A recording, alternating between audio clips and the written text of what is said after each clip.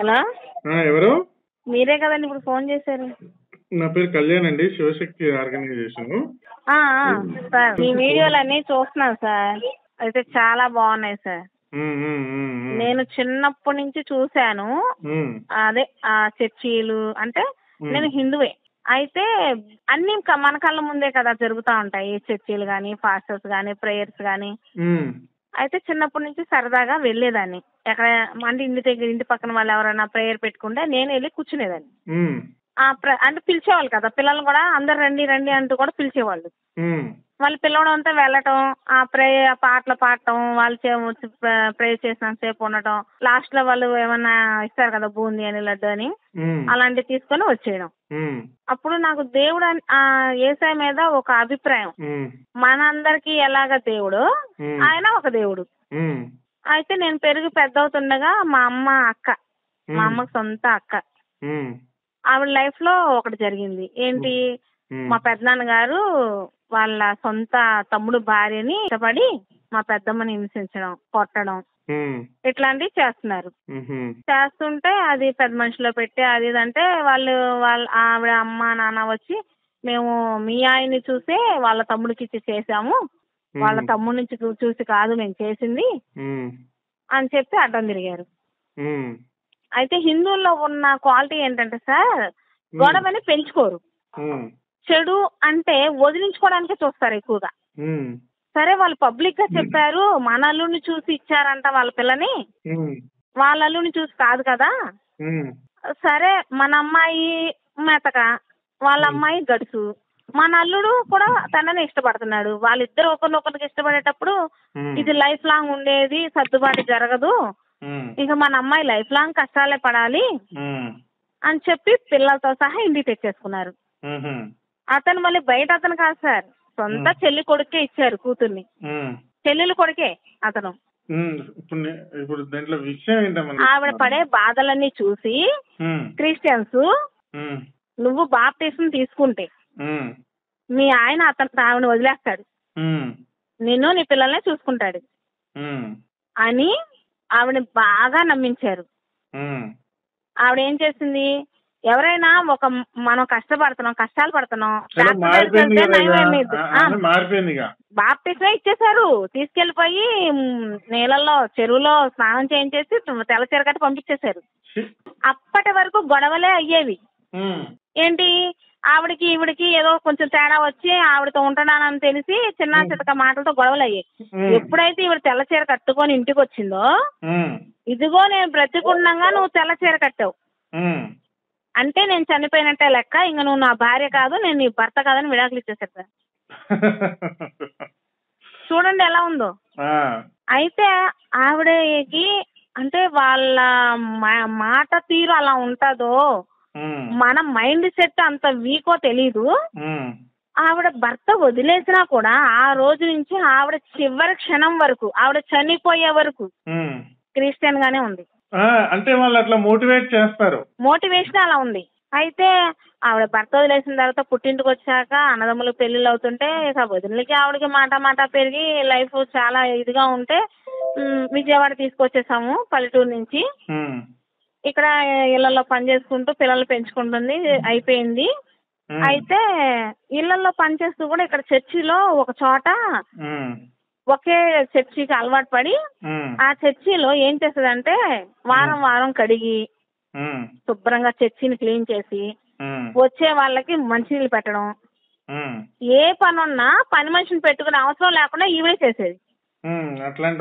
ఏంటంటే దేవుడు ఎప్పటికైనా నాకు ఒక మంచి జీవితాన్ని ఇస్తాడు అనే భ్రమే, అంతా భ్రమే. చచ్చిపోయిందా?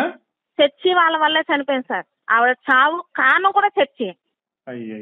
ఎలా అంటే పాస్టర్ గారు అక్క గారికి ఏదో పెద్ద జబ్బు చేసింది, అక్కడ ఎవరు ఉండరు, అది ఇన్ఫెక్షన్ జబ్బు. ఈవిడికి చదువు లేకపోవడం వల్ల ఈవిని పెట్టారు ఆవిడ దగ్గర పనికి. చూడండి, ఫ్యామిలీ మెంబర్స్ అంతా దూరంగా ఉండి ఆ జబ్బు వాళ్ళకి వచ్చిందని తెలిసి డాక్టర్ వల్ల వాళ్ళంతా ఎవ్వరు చేయకుండా వాళ్ళ మనిషిని వదులుకోకుండా ఈ మనిషిని పెట్టారు ఆవిడకి పనికి. ఎంత దారుణం అంటే అంత దారుణం. అంతే.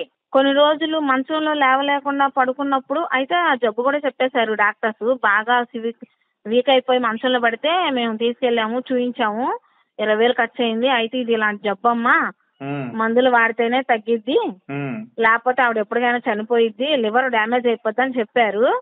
ఆవిడకి నేను అర్థమయ్యేలా చెప్పాను.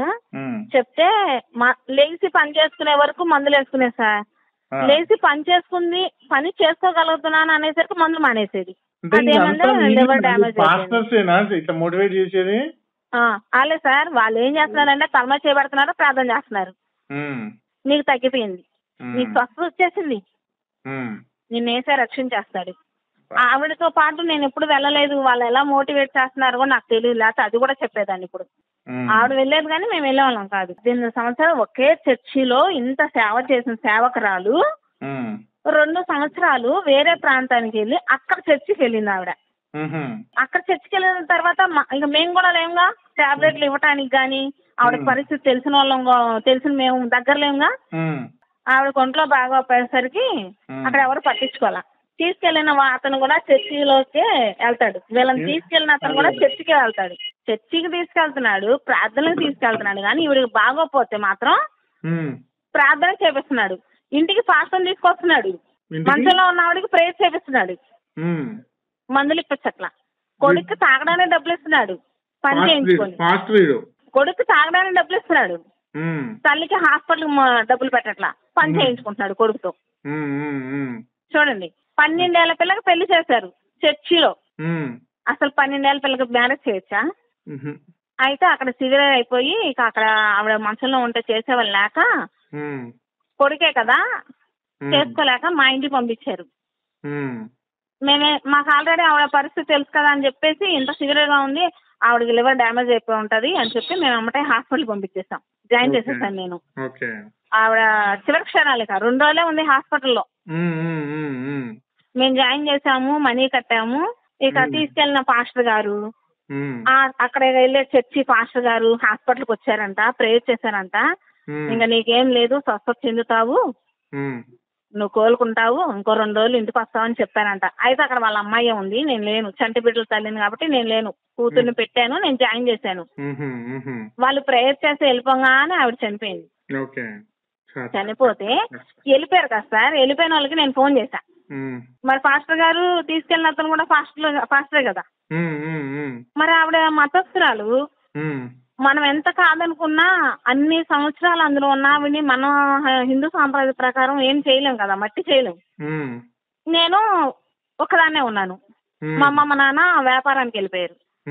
చంటి పిల్లలు ఫస్ట్ టైం చనిపోవడం నాకేం అర్థం కాల. అయితే పాస్టర్స్ కాబట్టి ఎలా చేయాలో మట్టి ఎలా చేయాలో ఏంటో వాళ్ళకి తెలుసు కదా అని చెప్పి ఫోన్ చేస్తా సార్, ఎత్తట్లా. ఫస్ట్ ఎత్తారు, చనిపోయిందని చెప్పాను. అయ్యో అవునా, ఇప్పుడేగా ప్రేయర్ చేసి వచ్చాము, ఇప్పుడే చనిపోయిందా అని షాక్ అయ్యారు. సరే సరే ఉంటానమ్మా అని పెట్టేశారు, అంతే. ఇంకా ఏం లేదు సార్. ఇంటి పక్కన పూలు అమ్ముకునే వాళ్ళకి చెప్పి వాళ్ళని పంపించి డబ్బులు ఇచ్చి శవాన్ని ఇంటికి తెప్పించుకొని కింద దుప్పటేసి పడుకోబెడితే మరి ఐస్ బాక్స్ తెప్పించాలి. కానీ నాకు శవపేటిగా ఎక్కడ తేవాలి, ఎలా చెప్పాలి అది నాకు తెలియదు. అయితే 18 సంవత్సరాలు ఒక చర్చిలో చేసింది కదా, ఆ పాస్టర్ గారి దగ్గరికి వెళ్ళా. సార్ 18 ఏళ్ళు మీకు ఇలాగా మీ చర్చిలో సేవకురాలుగా ఉంది కదా, మీ అక్కగారికి ఒంట్లో బాగాలేకపోతే పని చేసింది ఆవిడే అంటే, ఆవిడకి ఆ జబ్బు అటాక్ అయిన ఫ్యామిలీ దగ్గరికి వెళ్ళా. మీ వల్లే ఆవిడకి జబ్బు కూడా వచ్చింది, మందులు వేసుకోకూడదన్న మూఢనమ్మకంతో మందులు వాడకుండా చనిపోయింది కూడా లాస్ట్ కి. అయితే బ్రతికినంత కాలం ఆయనే నమ్ముకుంది కాబట్టి చనిపోయిన తర్వాత కూడా ఆయన సాంప్రదాయ ప్రకారమే చెయ్యాలి కదా, కాబట్టి మీరు వచ్చి ఏమేం చేయాలో చూడండి సార్ అంటే ఒక్కటే డైలాగ్ సార్, ఆవిడ 2 సంవత్సరాల నుంచి మా చర్చికి రావట్లేదు, ఆవిడ ఏ చర్చికి వస్తుందో ఆ చర్చి వాళ్ళకి చెప్పుకోండి. 2 సంవత్సరాల క్రితం దశంభాగాలంతా ఈడ్ బోంద మీద పెట్టింది కదా. వినండి అన్నారు ఆ మాట. అక్కడ 2 సంవత్సరాలు వెళ్ళిన పాస్టర్ వచ్చే ప్రార్థన చేశాడు చనిపోయే ముందు. ఆయన ఫోన్ చేయట్లా, ఈయన నాకు సంబంధం లేదన్నాడు. ఆ క్షణంలో నాకు వచ్చిన కోపానికి ఒకటే అన్నా, మనిషి బ్రతికుంటేనే కాదు చనిపోయినా పీక్కొని తింటారు మీరు, మధ్యలో ఆయన పేరు ఎందుకు చెప్తున్నారు, ఏసయ్య ఏసా అని? మీరు కదా మనిషిని పీక్కో తినేది. బ్రతికున్న మనిషి దగ్గర చేయాలి రాజకీయాలు, చనిపోయిన శవం దగ్గర కూడా రాజకీయం చేస్తున్నారంటే మీరు మనుషులా అని అడిగాను. కోపం చేసింది నాకు. చనిపోయిన శవం వాకిట్లో పెట్టుకొని నేను తిరుగుతున్నా ఇల్లమ్మట. నేను హిందువుని, నాకు క్రిస్టియన్ మతం తెలీదు, కానీ మీ దగ్గరకు వచ్చాను నేను. నాకు ఊహ తెలిసి కానీ మీ దగ్గర సేవ చేసింది, మీ చర్చికి వచ్చింది. ఈ రోజు ఆవిడకి ఏదైనా చెయ్యాలంటే నాకు మా హిందువులకి మీ సాంప్రదాయం తెలియదు కాబట్టి నేను మీ దగ్గరకు వచ్చాను. అయితే మా మనిషి చనిపోతే మీ ఇంటికి ఎందుకు రావాలి నేను? మీరు మా చుట్టాలా, మా అయిన వాళ్ళ, మా పోయిన వాళ్ళ అని అడిగితే ఆయన అన్నాడు, అమ్మా నువ్వు మనిషి చనిపోయిన బాధలో ఏదేదో మాట్లాడేస్తున్నావు అమ్మా. ఇప్పుడు మా చర్చికి వచ్చిన సభ్యురాలుగా ఉంటే, మా సభ్యత్వంలో పేరుంటే మేము సంతకం పెట్టి మనిషికి ఇంత స్థలం కావాలని రసీదు ఇవ్వాలి. ఇప్పుడు మా సభ్యురాలు కాదు కదా, నువ్వు అర్థం చేసుకోవట్లా. ఆవిడ మారిపోయి 2 సంవత్సరాలు అయింది. కాదు చచ్చిపోయిన వాళ్ళు చచ్చిపోయే ముందు వీళ్ళకి రసీదులు ఇవ్వాలా? వాళ్ళని శ్మశానంలో ఇది ఉంటది కదా సార్ పెట్టి, ఏంటది అర్థమైంది, ఆ పెట్టెలో పెట్టి, ఆ శవపేటలో పెట్టి ఆ భూమిలో పెట్టాలంటే పాస్టర్లు రసీదు ఇవ్వాలంట. మా చర్చి సభ్యురాలు ఒక రసీదు అనేది ఇవ్వాలంట సార్, అది పాస్టర్లు ఇవ్వాలంట. ఆయన చెప్పే వరకు నాకు తెలియదు. నేను ఎందుకు వెళ్ళానంటే ఆ పెట్టి ఎలాగా అడగాలి, మనిషి కొలత చెప్పి అడగాలా, అప్పటికప్పుడు తయారు చేయించుకోవాలా, లేకపోతే తయారు అయినవే ఉంటాయో. ఫస్ట్ ఎక్స్పీరియన్స్ కదా అది నాకు. వయసు తక్కువ, 19 years 20 years తప్పు నాకు. అసలు ఆ ప్రాసెస్ తెలియక వాళ్ళ దగ్గరికి వెళ్ళాను నేను. అప్పుడు ఆయన చెప్పాడు వివరంగా, ఇలా రసీదు ఇవ్వాలి, ఆ రసీదు పట్టుకెళ్తేనే నీకు అక్కడ స్థలం ఇస్తారు, గొయ్యి తవ్వి ఇస్తారు. అయితే మా దగ్గర లేదు కాబట్టి మేము ఇవ్వకూడదు. 2 నెలల నుంచి ఎక్కడికి వెళ్తున్నా వాళ్ళు ఇవ్వాలి. అయితే వాళ్ళు ఫోన్ ఎత్తట్లేదుగా, ఫోనే తీయట్లేదు వాళ్ళు. 2 ఏళ్ల క్రితం వీడి దగ్గరకు వచ్చింది కదా, వీడు రసీదు ఇస్తే ఏం? అయితే 2 సంవత్సరాలు ఎక్కువ, 18 సంవత్సరాలు ఎక్కువ అని అడిగాను ఆ పాస్టర్ గారిని నేను. ఎక్కువ సంవత్సరాలు మీ సేవకురాలుగా ఉన్నప్పుడు 2 ఏళ్ళదేముంది? ఆమె చర్చి ఊడ్చింది కదా. నేను అన్నా పని మనిషిలాగా పనిచేసింది. అసలు ఆవిడ చనిపోవడానికి కారణమే మీ ఫ్యామిలీ. చనిపోయే జబ్బు వచ్చింది మీ అక్కగారి, పాస్టర్ గారు అక్కగారు, ఆ జబ్బు వచ్చిన ఆవిడ. నీ సొంత తోడ పుట్టిన అక్కగా జబ్బు వస్తే నీ భార్యను పెట్లా, నీ పిల్లలు పెట్లా, నువ్వు లేవు. నువ్వు ఉండి 24 గంటలు ప్రార్థన చేసి ఆ జబ్బు నయం చేసి ఏసే మహిమ చూపించాల్సిన పాస్టర్ నువ్వు. మీ ఫ్యామిలీ వల్ల ఆవిడ జబ్బు పాలైపోయి ఆవిడ అర్ధాంతరంగా చనిపోతే 1 నెలకి రసీదు ఇవ్వడానికి నీ చెప్తున్నావు. నీలాంటి పాస్టర్ ఉంటే అంత చస్తే అంత ఊరేసుకొని చావరాదా అని చెప్పేసి వచ్చేస్తా సార్ నడి రోడ్డు మీద అనేసి వచ్చేసాను. ఊరేసుకొని చావాలి, ఊరేసుకొని చచ్చిపోవాలి మీలాంటి వాళ్ళు. మిమ్మల్ని నమ్మిన వాళ్ళు అర్ధాంతరంగా చనిపోవడం కాదు, మీలాంటి మోసగాళ్ళు చచ్చిపోవాలి ఊరేసుకొని అని చెప్పేసి వచ్చేసి ముక్కు మొహం తెలియని చర్చికి వెళ్ళి, ఇలా మా మనిషి చనిపోయింది, స్థలానికి ఇట్లాగా రసీదు కావాలంట, దానికి మీ చర్చికి రాని మనిషి కాబట్టి మనీ ఎంత ఇవ్వాలి, మీరు రసీదు ఇవ్వాలంటే మేము డబ్బులు ఎంత ఇవ్వాలని అడిగాను సార్. ఓపెన్ గా అడిగా మొహం మీద. ఎవరిని? మరో చర్చికి వెళ్ళి పాస్టర్ గారు. చక్కగా హిందూ సాంప్రదాయం ప్రకారం దహన సంస్కారం చేస్తే అయిపోయేది కదా. చేయటానికి వాళ్ళ అమ్మాయి వాళ్ళ అబ్బాయి ఉన్నారు, వాళ్ళు ఇద్దరు జాంబీలు ఉన్నారు ఇంకా. వాళ్ళు చర్చికి వెళ్ళట్లా, అప్పటికి వాళ్ళు ఏం చర్చికి వెళ్ళట్లా, కానీ ఏసై అంటే భక్తి వాళ్ళకి. వాళ్ళు హిందూ సాంప్రదాయం ప్రకారం దహన సంస్కారం చేస్తే నరకానికి వెళ్ళిపోతుందని చెప్తారు మళ్ళీ. అది అయితే ఇక మేము ఎవరమో తెలియని చర్చికి వెళ్ళి, వేరే ఏరియాలో ఉన్న చర్చికి వెళ్ళి, మా మనిషిలా చనిపోయిందండి, పాస్టర్ గారు ఊర్లో లేరు, అబద్ధమే చెప్పాను. వాళ్ళు చెప్పేది అబద్ధాలేగా, నేను అబద్ధమే చెప్పాను. ఆవిడ వెళ్ళే చర్చి పాస్టర్ గారు ఊర్లో లేరు, డబ్బు ఎవరు ఇస్తానంటే విదేశాలకు వెళ్ళారంట డబ్బు కోసం. ఇప్పుడు రసీదు అని సంతకం పెట్టడానికి మరి శవం అప్పుడు దాకా ఉంచలేము కదా సార్, పైగా మేము హిందువులమి, రసీదు ఇవ్వాలంటే మీకు డబ్బులు ఎంత ఇవ్వాలా అని అడిగారు. 10,000 ఇవ్వాలని అడిగారు సార్. ఆ రసీదు ఇవ్వాలంటే మా చర్చి కాదు, మా సభ్యురాలు కాదు, అయినా మేము సంతకం పెడతాం కాబట్టి, పోయిన ప్రాణాన్ని అలా ఉంచుకోలేం కాబట్టి, మీకు తెలియదు అంటున్నారు కాబట్టి 10,000 ఇస్తే సంతకం పెట్టేస్తానమ్మా అంటే, అయితే నేను అన్నాను, అయ్యా ఆవిడ జీవితం మొత్తం ఆయనకి అంకితం అయిపోయింది. అసలు ఆయన ఎవరు లేడు కదమ్మా, అక్కడ యేసు లేడు, యెహోవా లేడు కదా, ఈ పాస్టర్ల దోపిడీయేగా ఉంది. సార్ అప్పటిదాకా నేను యేసయ్యని దేవుడుగా భావించాను. ఫస్ట్ టైం నాకు విరక్తి కలిగింది ఆవిడ చనిపోవడంతో. అసలు యేసు అనే అతను దేవుడే కదమ్మా. కాదు, కానీ అప్పుడు నాకు అంత నాలెడ్జ్ లేదుగా. అయితే నేను అన్నాను, ఆవిడ బ్రతుకుండగా ఈ సేవలో పడి ఆవిడ జీవితం నాశనం చేసుకుంది, ఆవిడ పిల్లల జీవితాలు కూడా నాశనం చేసుకుంది. వాళ్ళ దగ్గర అయితే అంత డబ్బులు లేవు, ఒక 5,000 ఇస్తాను. యేసయ్య బిడ్డగా మీరు అనుకుంటే సంతకం పెట్టండి. మీరు సంతకం పెట్టకపోతే ఒకటే చెప్పాను, మీరు సంతకం పెట్టకపోతే ఇది పెద్ద ఇష్యూ చేసి నేను హిందూ సాంప్రదాయం ప్రకారం దహనం చేస్తానన్న. భయపడతాడు ఇక మనకి ఆ రసీదు లేనప్పుడు మనం స్థలం ఉన్నప్పుడు ఏం చేస్తాం సార్? శవాన్ని ఇంట్లో పెట్టుకొని కొల్లబెట్టుకోగా. హిందూ సాంప్రదాయ ప్రకారం దహనం చేస్తా, కానీ ఈ విషయాన్ని పబ్లిక్ చేస్తా. ఇలాగ వెళ్తే ఇలాగ చేశారు, శవానికి స్థలం ఇవ్వని చర్చీలు ఎందుకు, ఆ మతం ఎందుకు అని నేను చదువుకున్నాను సార్. 10th పాస్ అయ్యాను. నేను ఈ విషయాన్ని పబ్లిక్ గా తీసుకెళ్తాను. ఇప్పుడు కాకపోయినా ఎప్పటికైనా నా లైఫ్ లో ఇది ఒక మెమరీ. నేను దీన్ని పబ్లిక్ చేస్తాను. నాకు అవకాశం దొరికినప్పుడైనా నేను ఏదో ఒక దాన్ని వాడుకొని పబ్లిక్ చేసి తీరుతాను అన్న. అంటే అప్పుడు 5,000 తీసుకొని రసీదు ఇచ్చారు ఆయన. అంటే మీరు ఇవ్వకపోయినా 5,000 రూపాయలు నచ్చి ఇస్తే సరే, లేకపోతే నేను హిందూ సాంప్రదాయ ప్రకారమే బూడి చేస్తాను. కాకపోతే దీన్ని అయితే వదలను. ఆమె లైఫే వేస్ట్ అయిపోయింది కదా. ఇంకా చచ్చిపోయింది. ఇప్పుడు వాళ్ళ పిల్లల జీవితాలు కూడా నాశనమే కదా. నాశనం అయిపోయింది. ఇప్పటికి వాళ్ళకి ఒక ఇల్లు లేదు, ఒక భవిష్యత్తు లేదు, ఒక కుటుంబం లేదు సార్. ఇప్పుడు అసలు వాళ్ళకి కుటుంబం లేదు. అంటే కూతురికి భార్య భర్త పిల్లలు లేరు, కొడుక్కి భార్య పిల్లలు కూడా లేరు. అంతే వాళ్ళ లైఫ్లకి అంతే. మాలాంటి వాళ్ళు ఎవరైనా పోనీలే పెద్దమ్మ కొడుకు కదా అని ఓ ముద్ద పెడితే తింటాం, లేకపోతే లేదు. కష్టపడుతున్నారు, పని చేస్తున్నారు, డబ్బులు దోచేసుకుంటున్నారు, ఏదో అంత ముద్ద పడేస్తున్నారు అంతే. చర్చికి వెళ్తున్నారా ఇంకా వాళ్ళు? వాళ్ళ అమ్మ వల్ల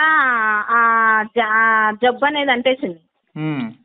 ఇంకా వాళ్ళు బ్రతికినంత కాలం కూడా అదే జబ్బు. పోనీ వాళ్ళకి చెప్పండి, ఇట్లా మన శివశక్తి వీడియోస్ పంపి, కరెక్ట్ మతం కాదు బాబు, మీ అమ్మ జీవితం నాశనం అయిపోయింది, మీ జీవితాలు కూడా నాశనం అయిపోతున్నాయి, మరి వాళ్ళకి మారరా? ఇప్పుడు ఏంటంటే అప్పటి నుంచి నేను వాళ్ళు ఎప్పుడైనా చర్చిలో ఏమైనా మాట్లాడినా నేను వెంటనే రియాక్షన్ ఇస్తాను సార్. నేను రెంట్ కొంటున్నాను, ఆ కౌంటర్ ఎమ్మటే ఇస్తా. ఆవిడ చనిపోవడమే నాకు వచ్చేసింది ఆ కౌంటర్ అనేది.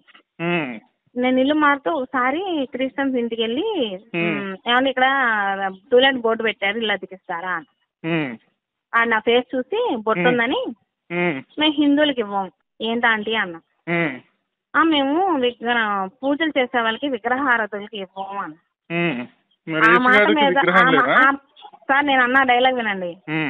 ఆ మాట స్టార్టింగ్ లో మేమంటే ఈయన అసలు ఎలా వచ్చేవాడు ఇండియాకని అడిగా.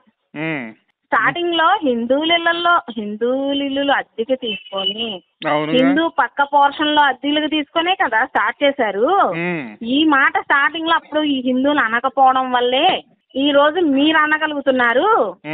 ఉంటే ఉందనండి ఇల్లు, లేకపోతే లేదనండి. మధ్యలో ఆ మాట ఎందుకు వచ్చిందని అడిగా. గట్టిగా ఇచ్చి పడేశారు అయితే. మరి మామూలుగా కాదు ఆ మాట అన్న. ఇంకా ఎవరైనా ప్రేయర్ లో విగ్రహాలు ఏంటి భూతాలు దెయ్యాలు అంటే, నువ్వు పుట్టింది ఆటి వల్లే కదా, ఇప్పుడు మారావు నువ్వు. నీ పుట్టకి మీ అమ్మ ఎన్ని పూజలు చేసిందో, ఎన్ని దేవుళ్ళు ముక్తే అసలు నువ్వు ఈ భూమి మీదకి వచ్చావు. అది మర్చిపోయి, పుట్టుకను మర్చిపోయి చావు గురించి ఆలోచిస్తున్నావు చూసావా. తల్లికి పిల్లానికి తేడా తెలియనోడు నువ్వు అని అడుగుతా. చాలా మంది కౌంటర్ ఇచ్చుంటారు ఈ పాటికైతే. చాలా అసలు ఎవరైనా విమర్శిస్తే వెంటనే ఎదురుగా వెళ్ళి కౌంటర్ ఇస్తా. ఎక్కడమ్మా మీరు ఉండేది? విజయవాడ సార్. కృష్ణ రాణిగారి తోట. రాణిగారి తోట. 5 సంవత్సరాల నుంచి చనిపోయిన కానించి ఎవరైనా ఆ టాపిక్ లేపితే మీ చుట్టుపక్కల వెంటనే వచ్చింది నాకు బీపీ. మీ చుట్టుపక్కల ఎక్కువ క్రిస్టియన్స్ ఉంటారుగా? ఎక్కువ సార్. వాళ్ళలో బాగా ఎక్కువస్తున్నారు గట్టిగా. ఇంకొక విషయం ఏంటంటే నేను జాబ్ చేస్తున్నా ఆశా వర్కర్ గా. మొత్తం వాళ్ళే జాబ్, స్టాఫ్ మొత్తం వాళ్ళే. నువ్వు ఒక్కదానే బొట్టు పెట్టుకుని వెళ్తావేమో. అయితే నేనేమైనా అంటే నేను ఏదైనా ఇంట్లో పిల్లలు ఇలా ఇచ్చిస్తున్నారు ఏంటో వాళ్ళ బాగాలేదు అంటే నువ్వు నా మాట విని ఆయన నమ్ముకో, అసలు నీకు చికాకులు ఉండవు, అసలు నీకు బాధలు ఉండవు అంటే వాళ్ళు ఇదే ఇష్యూ ఒక్కోసారి మేడంతో చెప్తారు కదా, మేడం మా ఆయన తాగి వచ్చి రాత్రి గొడవ చేశారు మేడం, అందుకే పొద్దున్న రాలేకపోయాను అంటే, అది నువ్వు వచ్చేది మా దాంట్లోకి పూజ చేసావనుకో నీ ఆయన తాగొచ్చి తిడుతున్నా ఈ చెవులోంచి విని ఆ చెవులోంచి వదిలేచ్చే అని నేను కూడా కౌంటర్ ఇస్తా. అయితే సార్ సెమీ క్రిస్మస్ అని పెడతారు ప్రతి సంవత్సరం. అంటే నేనన్నా మనుషులు అందరం ఒకటే అంటారు, ఈ మనుషులందరినీ సృష్టించిన దేవుణ్ణి ఎందుకే మీరు 2 ముక్కలు చేస్తారని అడుగుతా. అదేనంటే సెమీ క్రిస్మస్ చేస్తున్నారు, మా దగ్గర డబ్బులు అడుక్కొని మీరు చేస్తున్నారు, అలా కాకుండా మీ డబ్బులతో చేసి హిందువులకు పెడితే మీ పండగ మీరు చేసుకుంటున్నారులే అనుకుంటాం. అది మళ్ళీ హిందువులు డబ్బులే అడుక్కుంటారు. మళ్ళీ మనిషికి ఎంత పడింది, మనిషికి 100 రూపాయలు పడింది, 200 పడింది, మనం సెమీ క్రిస్మస్ చేసుకుందాం అంటారు. మీరు ఇయ్యద్దు కదా, మీరు ఎందుకు ఇస్తారమ్మా? సరే సరే నేను కాదన్ను, వినాయక చవితో దసరాను చెయ్యండి అంటాను. చేయరు. మేము చేసి పండగ వండి తీసుకొచ్చి దేవుడి దగ్గర పెట్టని తీసుకొస్తే పెడితే తినేస్తారంట. అయితే ఒకరోజు ప్రసాదం తీసుకెళ్లి పెడితే అమ్మో దేవుడి దగ్గరగా వద్దంటే ఏమే కొడతాడా మీ దేవుడు అన్న. అది తప్పు, నేరం, ఏంటి అది పాపం, దానికి పరలోకంలో స్థానం ఉండదు అన్నారు. ఏమో లేవే నేను అన్నాను. అయితే చిన్నప్పటి నుంచి మా పెద్దమ్మ పుణ్యమా అని బైబిల్ నాకు కొంచెం తెలిసే, ఇలా మనలాంటి మానవ జాతి చేసిన పాపాల కోసమే ప్రభు కొరడా దెబ్బలు తిన్నాడు, సిలువలో బలయ్యాడని తెలుసు కానీ ఆయన పూజించే వాళ్ళు కూడా కొడతానని నాకు తెలియదే అన్న. అంటే అసలు ఆయన జీవితం ఏంటి సార్? వ్యభిచారాల కోసం, పాపిష్టాల కోసం, కుష్టి వ్యాధుల కోసం ఆయన బలైపోయాడు. అది కదా యేసయ్య చరిత్ర. మరి ఆయన దండిస్తాడు, పరలోకానికి రానివ్వడు అని చెప్తారేంటి వీళ్ళు? ఏమోలే, మా దేవుడు అయితే కాంప్రమైజ్ అయిపోతారే. సరే అమ్మ, నేను ఇది చాలా ఇంట్రెస్టింగ్ స్టోరీ అండ్ చాలా మందికి తెలియాల్సినటువంటి విషయం ఇది. నేను ఈ కాల్ రికార్డింగ్ స్టోరీ చెప్పను. ఈ కాల్ రికార్డింగ్ ఏమన్నా బయట పెట్టొచ్చా? పెట్టండి సార్, ఇది రియల్ గా జరిగింది. అదే అదే నేను 8 ఏళ్ళ అప్పటి నుంచి 20 ఏళ్ల వరకు నా కళ్ళ ముందు మా పెద్దమ్మ జీవితం ఇది. ఇప్పుడు వాళ్ళ హస్బెండ్ ఏమో లైఫ్ లో అయిపోయిన తర్వాత వాళ్ళ హస్బెండ్ ఆమె చనిపోయే ముందు 1 సంవత్సరం ముందో ఏమో వాళ్ళ హస్బెండ్ చనిపోయాడు. పిల్లలకి ఆవిడ వాళ్ళ హస్బెండ్ ఆస్తి కూడా ఇచ్చే దిక్కులేదు. హస్బెండ్ కి ఆస్తి ఉందా? ఉంది సార్, పొలం ఉంది, ఇల్లు ఉంది. మరి పిల్లలు ఎంత దరిద్రంగా ఎందుకు ఉంటున్నారు? ఎవరెళ్ళి అడుగుతారు? ఆయనకు వేరే పెళ్ళైందా? తమ్ముడు భార్యతోనే బ్రతికాడు చనిపోయే వరకు. అవును కదా. చనిపోతే కనీసం తాళి కట్టిన భార్యను కూడా పిలిచే దిక్కులేదు అక్కడ, ఇంకా ఆస్తి ఎవరిస్తారు? క్రిస్టియానిటీ మరీ దారుణంగా ఉంది అసలు, చాలా దరిద్రంగా. ఎందుకంటే రియల్ లైఫ్ ఇది. అసలు నేను పెరుగుతూ పెరుగుతూ నా కళ్ళతో చూసిన జీవితం ఇది. మీ పక్క నుండి చూసిన మీకు అర్థమయ్యి వాళ్ళ కొడుకు బిడ్డకి అర్థం కాలేదు, మాత్రం అర్థం కావట్లేదు. వాళ్ళకేదో శాపం ఉందని మీకేదో దైవానుగ్రహం ఉందని అనుకోవాల్సిందే. సార్ ఇంకో విషయం, క్రిస్టియన్స్ అంతా మా దేవుడు నిజమైన దేవుడు, మళ్ళీ ఏమైనా గొడవ అయినా ఏమైనా జరిగినా మా దేవుడు నిజమైన దేవుడు మీకు చూపిస్తాడు ఏదేదో మాట్లాడతారు. అయితే మనకి లేని సుఖం వాళ్ళకుందా? వాళ్ళకి లేని బాధలు, లేని కష్టాలు ఏమన్నా మనకున్నాయా? అది మీది ఇంకో ప్రోగ్రాం చూశాను, లండన్ నుంచి ఒక పాస్టమ్ గారు మీతో మాట్లాడారు కదా. కరుణాకర్తో మాట్లాడింది, నా పేరు కళ్యాణ్. సరే సార్, అదంతా విన్నాను నేను. మీరు నిక్కచ్చైన వాళ్ళ, నీతిగల వాళ్ళ, పాస్టర్లేనా ఇది అంటే అక్కడ పాస్టర్ అయినా పంతులైనా మనిషి బుద్ధి ఇదంతా. మనిషే కదా దొంగ, దుర్మార్గుడు.